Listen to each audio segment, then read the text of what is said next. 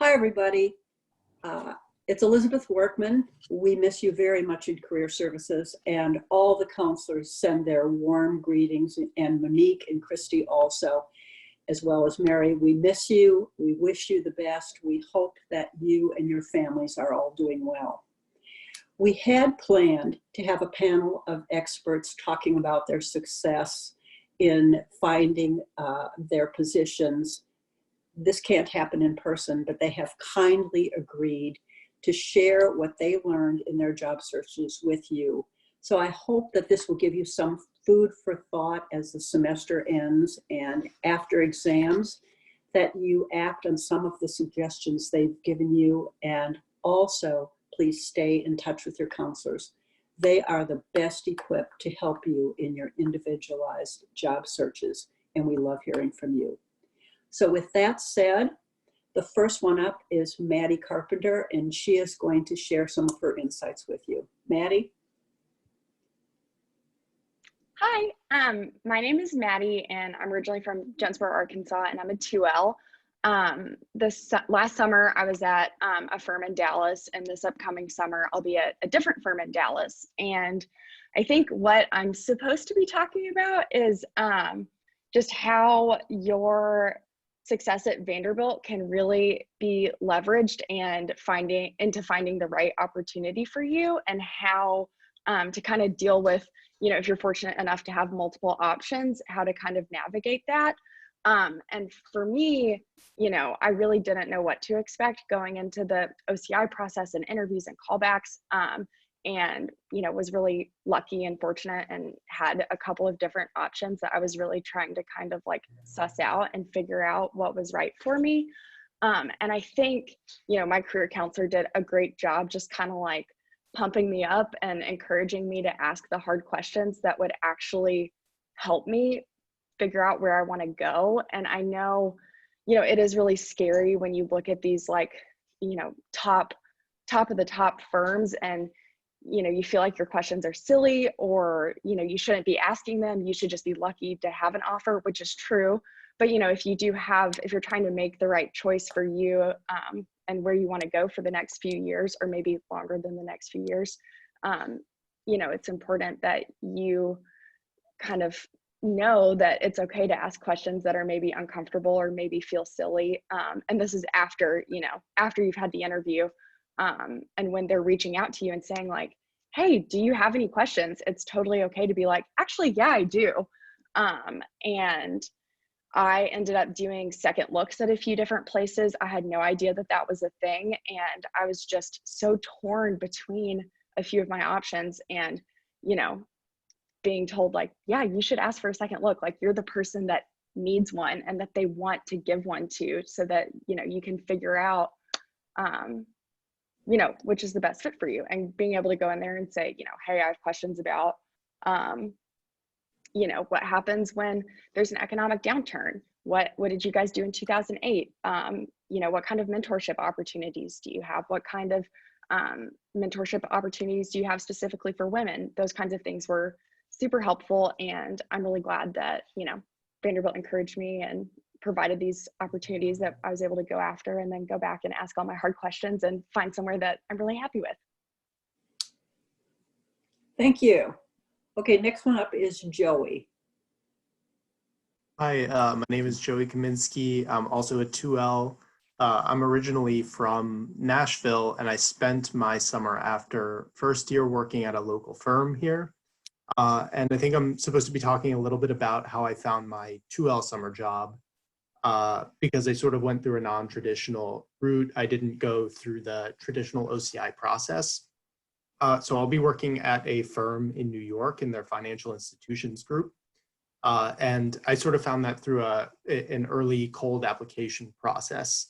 And my experience with that was I sort of came into law school knowing that I wanted to work in a particular sector. For me, it was financial institutions, and that was my background pre-law school, having worked at a bank in Boston.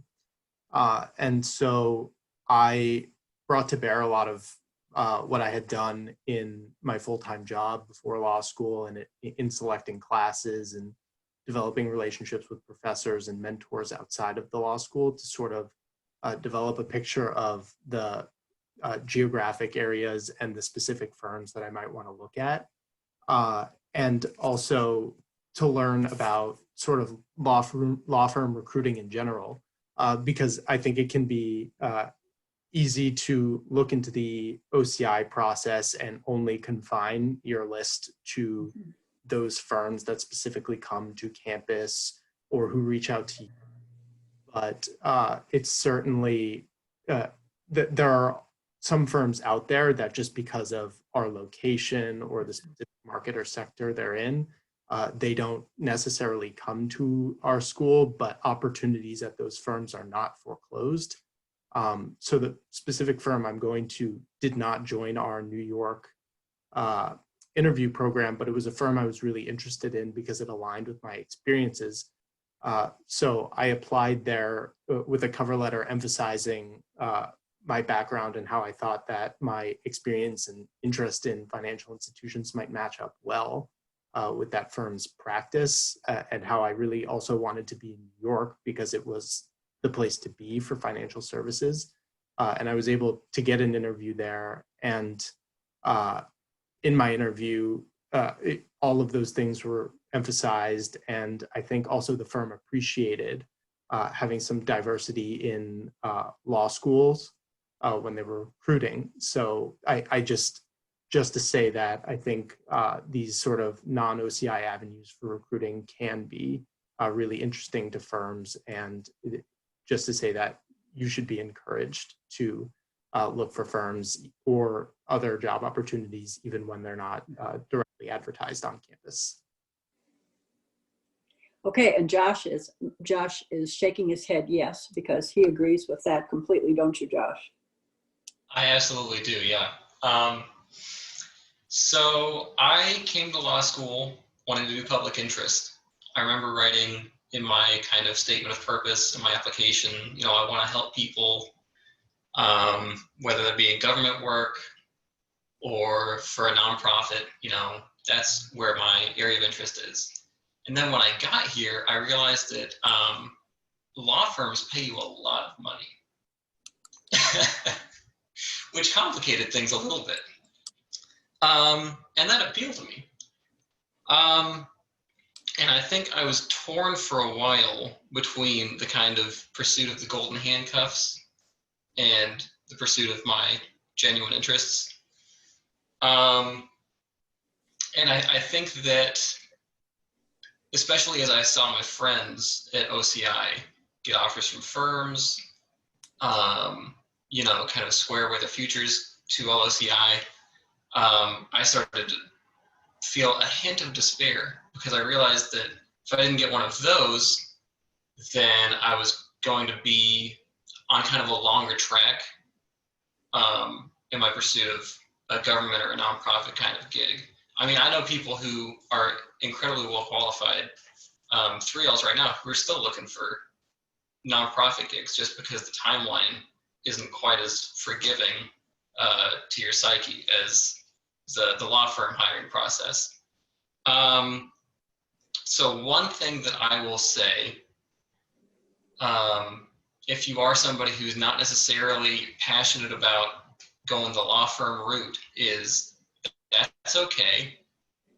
You are going to have a lot of support from academic life and from Dean Miller. If you want to talk to her, she will absolutely try and hook you up with as many nonprofits as you can possibly interview with. There's grant support. Don't look at your friends who are going through the 2L OCI process, getting the firm offers, and think, I'm behind, because you're not necessarily. It's just two different tracks, two different timelines. I got an offer, luckily, fairly early. I got November, my 2L year, I interviewed with the DA's office in Philadelphia. I went there this past summer. I had a really great time. I like crim. I like being in court. It's messy and beautiful, and I love it. I was lucky enough to get an offer to go back there full-time in the fall.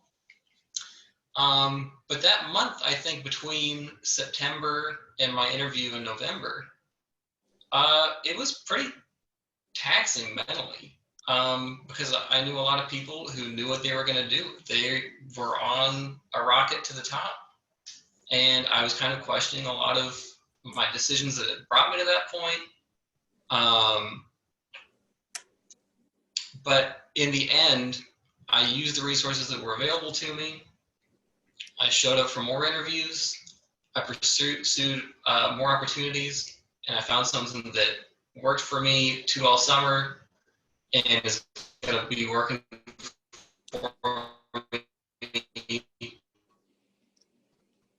hopefully, for the foreseeable future. So I guess that my nugget of wisdom is don't despair. The kind of OCI positions, the work on it. So. Okay, Rebecca, you have a very different track also. Tell us about yours. Hi, so I'm Rebecca, or Bex. I'm a 3L, and so my first summer, just for a little background, I externed for a judge on the First Circuit. It was amazing. I loved it.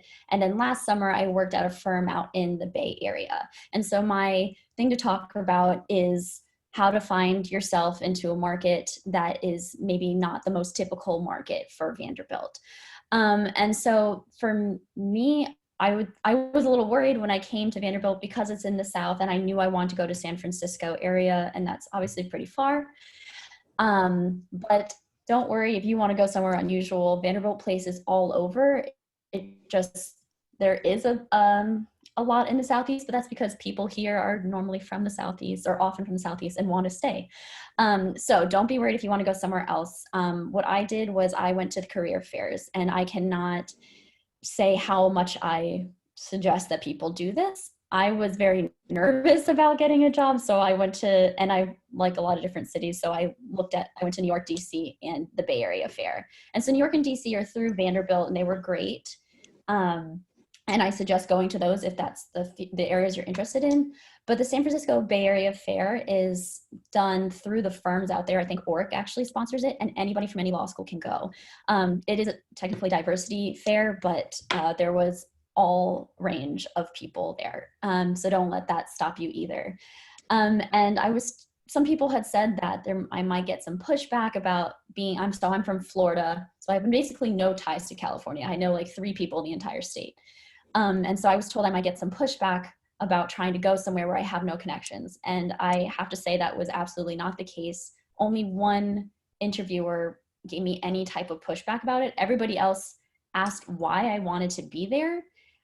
So that's important. You have to have a connection. And so for me, for example, San Francisco is just, to me, it's like the most beautiful place I've ever been. I love everything about California. And so that's why I really want to go. Whenever I said that, almost all my interviewers were not from California. And so they said, yeah, right? That's why I moved here. So I would not be concerned if you don't have a connection to the place that you are trying to go. Just be able to explain why you want to be there. And then yourself, do your research about the firm and the location so that you can speak intelligently about why you want to go there. I know it might be a little different for you guys this year, but I did look, and the Bay Area Fair is still they're putting out information in May about when they're going to host it. So it might just be a different timeline with the given situation. But I would highly suggest, if you have that ability to do so, and even maybe putting out some applications, like cold applications or letters, how Joey was saying, ahead of time in the location that you may want to go. Please feel free to contact me if you have any questions.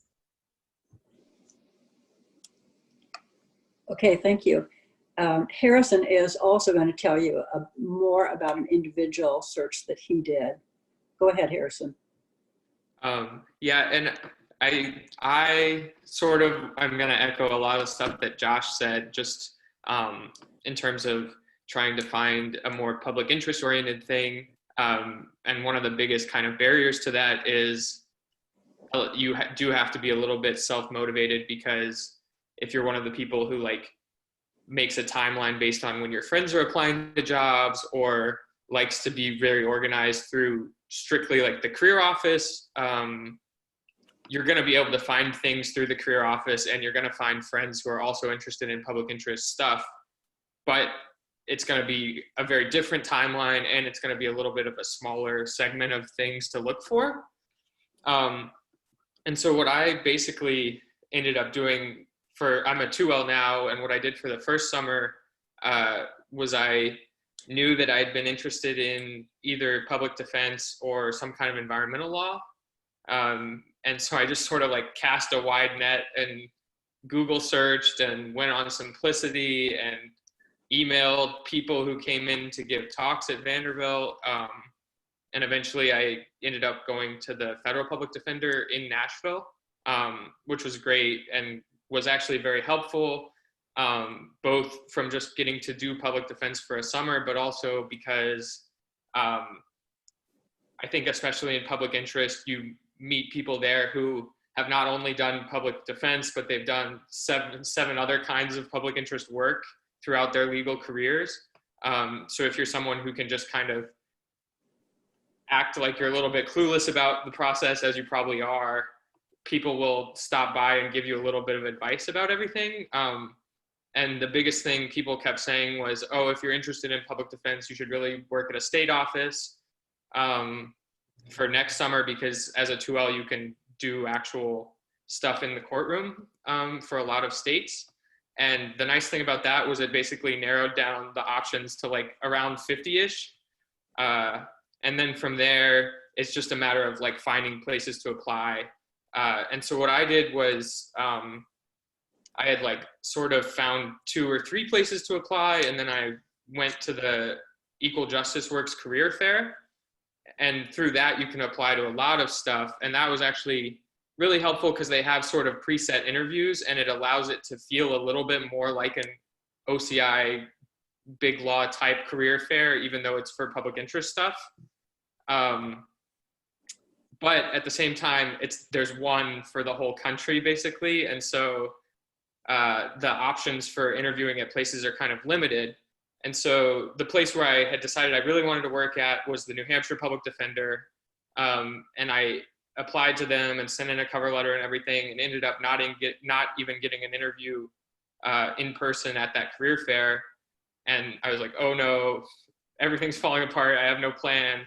But I ended up emailing the coordinator for their program, and I said, oh no, this is really where I want to work. Here's why.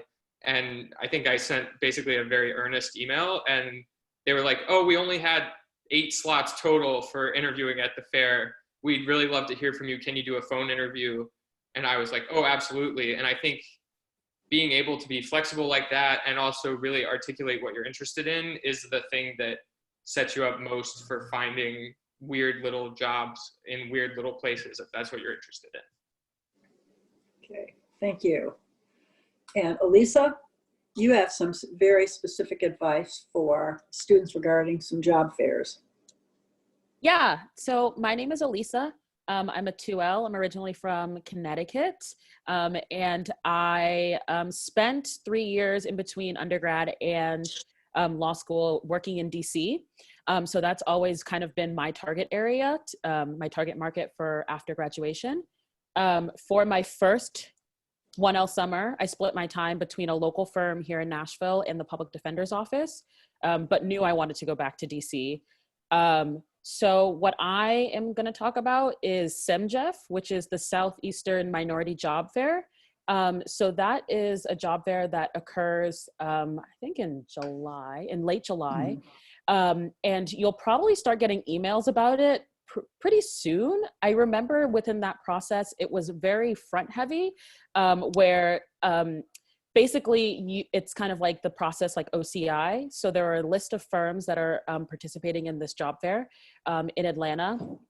You rank your firms of what you want, 1 through Z, and then you submit, your resume, your transcript, a cover letter, whatever they require of you. I think for SEMJF this year, they also require a diversity statement, and it's any diversity. So it's, women, Black folks, LGBTQ, anything of that nature is welcome at this job fair.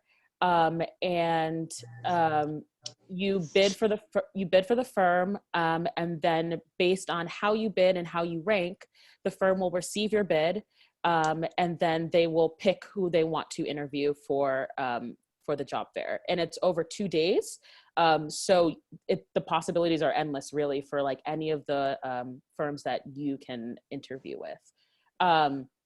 So I really enjoyed SEMJF. It does act like OCI. So you have a 20-minute conversation with the people from the firm, and then within a week or two, they'll contact you for a callback. And what's really amazing about SEMJF is that it's not just for people who want to stay in the Southeast. So a lot of firms come from all over and go to the Atlanta SEMJF job fair. And it could be a Dallas firm, a Nashville firm, a DC firm, or it could just be the firm representing the firm itself, and they're trying to place people in different offices, which is what I really looked at. So when you get the list of firms, you can see where they have offices, and then when you go bid and inevitably get an interview, you could be interviewing with people from the Dallas office, but if you're interested in the DC office per se, you can talk to them and tell them your interest, and then they could still give you a call back for the DC office, which is actually what happened to me for the firm that I'm going to for my 2L summer. I interviewed with a firm whose interviewers were from the Baltimore office, but I was talking about my interest in DC and how I've always wanted to go back, and I ended up getting a call back and an offer for the DC office. So it really is a unique experience in that it really encompasses so many different types of firms from all over the nation, and you have the opportunity to be able to get into the job market or the city that you really want to be in. And it's all kind of like a one-stop shop, because you go to Atlanta for a weekend. It's usually like a Friday or a Saturday, and you can have upwards to 10, 15 interviews over those 2 days and have amazing opportunities from that. That's very true, although you did very well with the number of interviews that you had, but many students get a lot of interviews. And last but not least, we have Sydney, who I have to say is a role model for networking. And Sydney, tell us about that.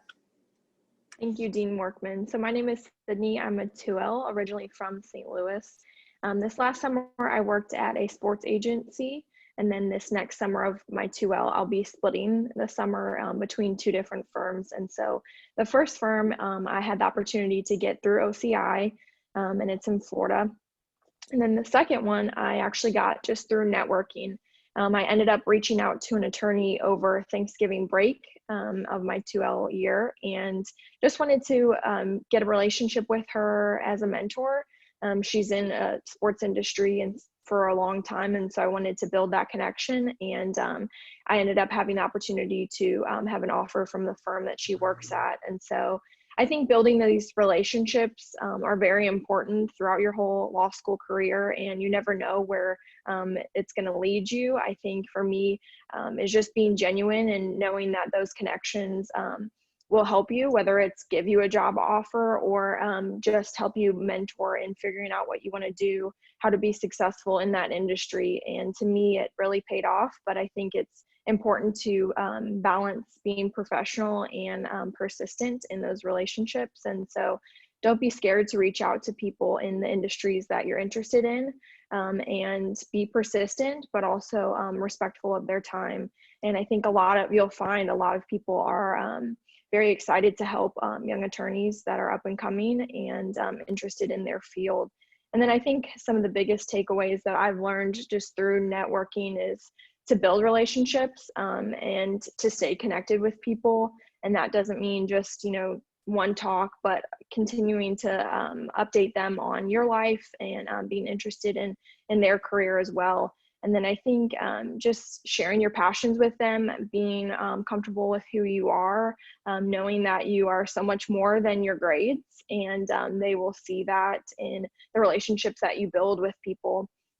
And then also perseverance will pay off. And so just be encouraged that everybody has a different path, and that's okay, and be willing to embrace that. And I think the center focus should be just building relationships and seeing where it can go, and also just be encouraged that your path will not look the same as everybody else. Thanks.